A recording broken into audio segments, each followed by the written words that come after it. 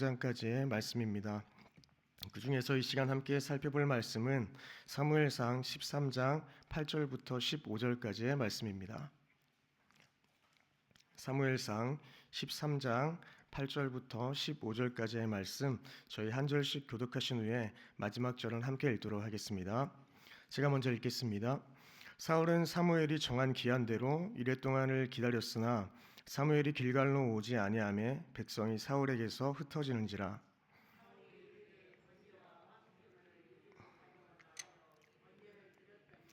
번제 드리기를 마치자 사무엘이 온지라. 사울이 나가 맞으며 문안하매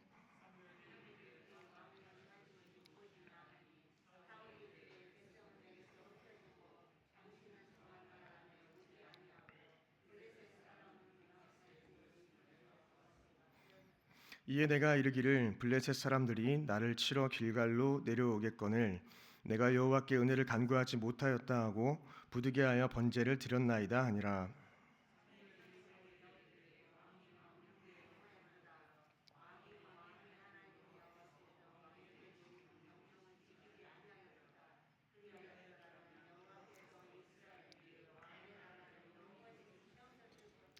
지금은 왕의 나라가 길지 못할 것이라 여호와께서 왕에게 명령하신 바를 왕이 지키지 아니하였으므로 여호와께서 그의 마음에 맞는 사람을 구하여 여호와께서 그를 그의 백성의 지도자로 삼으셨느니라 하고 함께 읽겠습니다.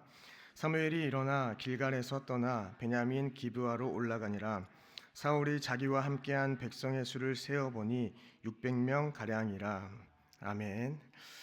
네, 이스라엘 백성들은 보이지는 않지만 늘 함께 하시는 그러한 하나님보다는 눈에 보이는 왕이 그들을 구원해 주기를 간절히 원했습니다. 그래서 이스라엘의 모든 장로들은 함께 모여서 이 사무엘을 찾아갔고 모든 나라와 같이 우리들에게도 왕을 세워서 우리를 잘 다스리게 해달라고 부탁했습니다. 이들은 세상 나라와 동일한 왕, 군사적으로 재능이 많은 왕을 달라고 요구한 것입니다. 그리고 하나님은 그들의 요구에 따라서 그들이 구한 왕, 그들이 택한 왕을 허락하셨습니다. 오늘 본문 13장은 사울이 왕이 될 때 40세였다고 기록하고 있는데요. 그가 통치 2년 만에 자신의 교만을 드러냄으로써 하나님의 버림을 받는 사건이 오늘 본문에서 등장하고 있습니다. 블레셋 전쟁을 하기 위해서 군사 3,000명을 모아서 자신이 2,000명을 데리고 믹마스에, 그리고 요나단이 1,000명을 데리고 기브아에 진을 쳤는데 이 요나단이 게바의 블레셋 수비대를 급습함으로써 전가를 올리자 온 이스라엘이 흥분해서 길갈에 다 모여 있었습니다. 이에 블레셋도 전쟁을 하기 위해서 믹마스에 전열을 정비했는데 이 규모가 아주 어마어마했습니다. 5절을 보시면 블레셋 사람들이 이스라엘과 싸우려고 모였는데 병거가 3만이요 마병이 6천이요 백성은 해변의 모래같이 많더라 라고 기록하고 있습니다. 이를 본 이스라엘은 당연히 두려움에 휩싸였을 것입니다. 그래서 그들은 굴과 숲을 바위 틈 은밀한 곳 웅덩이로 도망갔습니다. 숨어 있었습니다. 그리고 많은 사람들이 다른 곳으로 도망갔다고 기록하고 있고 심지어는 남아있는 자들조차도 두려움에 떨고 있었다고 성경은 기록하고 있습니다. 이런 상황에서 어떻게 전쟁을 치르겠습니까? 이런 상황에서 이 사무엘과 사울 사이에 약속이 있었습니다. 사무엘이 7일 안에 와서 제사를 드리겠다는 약속이었습니다. 고대 사회에서 이 전쟁은 신들의 전쟁이기도 했습니다. 그래서 각 나라는 전쟁에 출전하기에 앞서서 자기들이 믿는 신 앞에 제사를 드렸습니다. 이스라엘 백성들도 그러한 모습을 보이고 있습니다. 하나님께서 이 전쟁을 주관해 달라고 번제를 제사를 드리려고 기다리고 있었던 것이죠. 사울은 출전에 앞서 제사장인 사무엘에게 제사를 주관해 줄 것을 당부했습니다. 사울의 입장에서는 1분 1초가 아주 아쉬운 상황이죠. 자신의 병사들은 모두 흩어져 숨어버렸고 남아있는 사람들조차도 두려워 떨어서 아무것도 하지 못하고 있는 상황이었기 때문에 자신은 뭔가를 더 하고 싶은 그런 생각이 있었을 것입니다. 빨리 제사를 드리고 전쟁을 치러야 하는데 그렇게 하지 못하고 있으니 답답한 마음이 들었을 것입니다. 아마 그는 원망하는 마음도 들었을 것입니다. 도대체 왜 이런 쓸데없는 기한을 정해서 나를 힘들게 하는 것인가 라는 생각인 것이죠. 결국 사울은 자기가 하나님께 제사를 드리게 되는 그러한 죄를 범하게 됩니다. 사울은 사무엘이 정한 기한이 다 되어도 오지 않자 자신이 직접 제사를 집전하고 맙니다. 여기서 저희들은 사울이 제사를 드린 것이 뭐가 그렇게 문제인가 이렇게 생각할 수 있지만 사울의 제사는 하나님이 정하신 그 규례를 어기는 행위였습니다. 율법에 의하면은 하나님께서 드리는 제사는 하나님이 세우신 그 제사장만이 가능했던 것입니다. 그런데 그것을 하나님의 말씀을 지금 어기고 지금 이 사울이 제사를 드리고 있는 것이죠. 그러니 제 아무리 높고 위대한 왕이라도 아무리 좋은 재물을 가지고 하나님 앞에 나아간다고 해도 제사장 외에는 다른 이가 드리는 제사는 하나님께서는 그 제사를 멸시하신다고 말씀하셨습니다. 그렇다면 사울이 제사를 드리게 된 이유는 무엇이었습니까? 번제를 드린 후 사무엘이 왔고 사무엘은 이렇게 이야기합니다. 11절을 보시면 사울이 이르되 백성은 내게서 흩어지고 당신은 정한 날에 오지 아니하고 블레셋 사람은 믹마스에 모였음을 내가 보았으므로라고 이렇게 변명하고 있습니다. 먼저는 백성들이 내게서 다 흩어졌기 때문이고 다음은 사무엘 당신이 오지 않았기 때문에 내가 제사를 드린 것이다라고 이야기하고 마지막에는 블레셋 사람이 믹마스에 모두 모여서 우리를 공격하려고 준비하고 있기 때문이라고 이야기합니다. 사울의 모습을 보면 어떻습니까? 자신이 잘못한 것이 전혀 없어 보입니다. 그의 모습을 보면 다른 사람에게 책임을 전가하고 있는 모습을 보게 됩니다.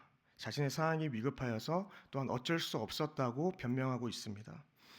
이런 사울의 모습에는 사실 하나님은 없어 보입니다. 그는 현실적인 상황을 넘어서 하나님을 볼 수 있는 믿음이 없었습니다. 오직 눈앞에 전개되는 상황만 보일 뿐이었습니다. 현실적인 상황에 너무 몰입한 나머지 그 너머에 역사하시는 하나님을 바라볼 수 없었던 것입니다. 그런데 저희도 그러한 모습으로 살아갈 때가 많이 있습니다. 문제에 매몰되어서 살아가는 것이죠. 저희가 바둑이나 장기를 두거나 아니면 축구 경기를 볼 때에 제3자의 입장에서 훈수하는 사람의 눈에는 다음의 수가 다 보이는데 당사자들은 도무지 자신의 위기를 극복한 그러한 묘책을 생각하지 못할 때가 있습니다.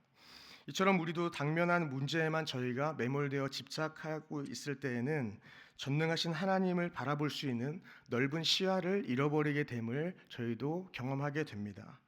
문제보다 크신 주님을 바라보아야 하는데 그 문제에만 저희가 빠져서 생활하게 되는 것이죠. 우리의 삶에는 많은 크고 작은 문제들이 저희를 엉두르고 있습니다. 주님을 보지 못하도록 하는 많은 문제들이 저희 앞에 있을 수 있습니다. 그러나 저희들은 이러할 때일수록 하나님을 바라보면서 그 상황 가운데 주님을 기억해야 하는 줄 믿습니다. 말로는 하나님께 순종한다고 하면서 실제 생활에서는 하나님의 법을 거스르고 그 상황은 어쩔 수 없어라고 말하면서 자신의 죄를 우리는 합리화하고 있지는 않습니까? 하나님께서는 잘못을 범하였을 때 죄를 시인하고 회개하는 것을 원하시지 사울과 같이 변명하고 자기 합리화하는 것을 원하지 않을 것입니다.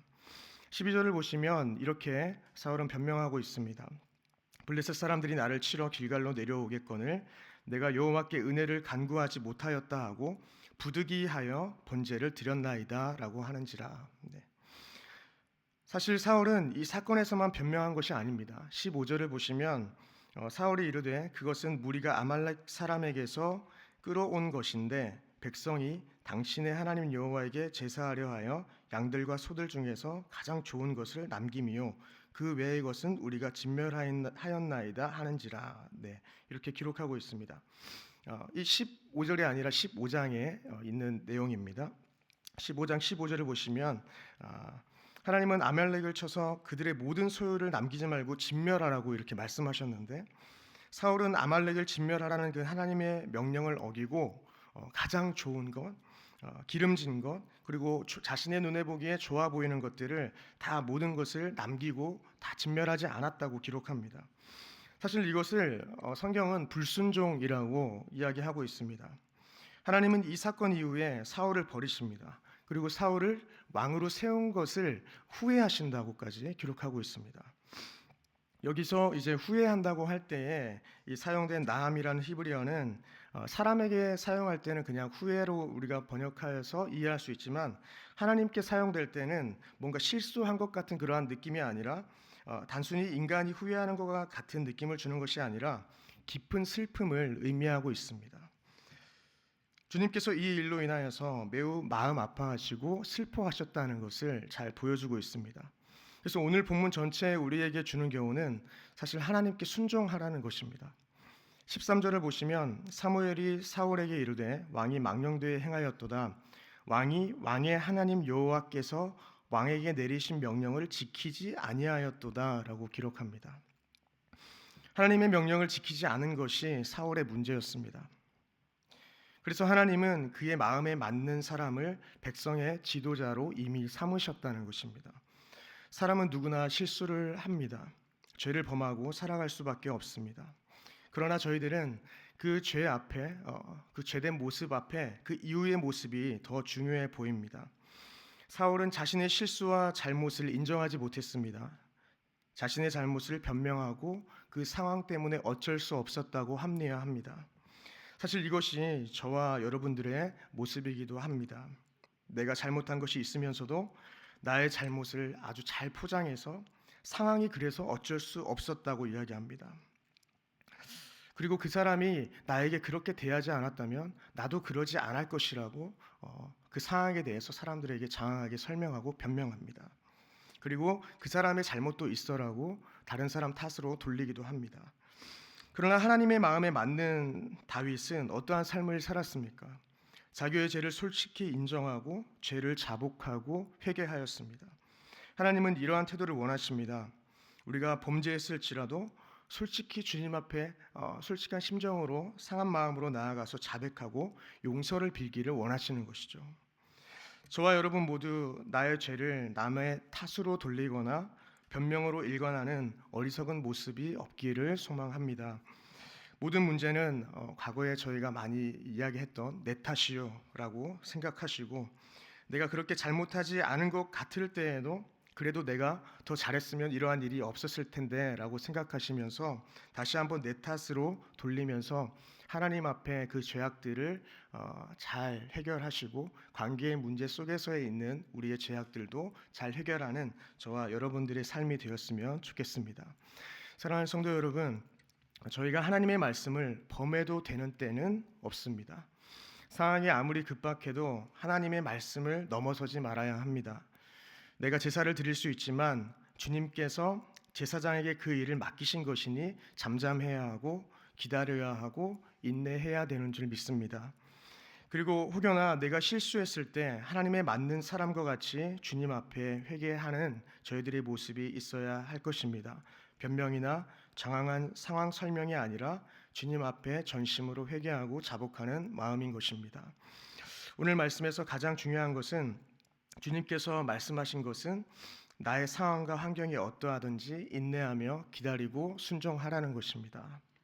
원하기는 저희 모두가 사무엘상 15장 22절과 같이 살아가셨으면 좋겠습니다. 저희 한 구절 찾아보고 함께 합독하신 후에 말씀을 맺겠습니다. 사무엘상 15장 22절입니다. 사무엘상 15장 22절 말씀 함께 합독하시겠습니다. 읽겠습니다. 사무엘이 이르되 여호와께서 번제와 다른 제사를 그의 목소리를 청종하는 것을 좋아하심같이 좋아하시겠나이까. 순종이 제사보다 낫고 듣는 것이 순양의 기름보다 나으니. 아멘. 순종이 제사보다 낫고 듣는 것이 순양의 기름보다 낫다고 본문은 기록합니다. 성도 여러분, 말씀을 버리면 왕도 버림받는다는 교훈이 바로 오늘의 말씀입니다. 그래서 저희들 하루를 살아가고 또 평생을 살아갈 때 말씀을 우리 안에 품고 살아가는 저와 성도님들 모두 되기를 주님의 이름으로 축복합니다. 기도하시겠습니다.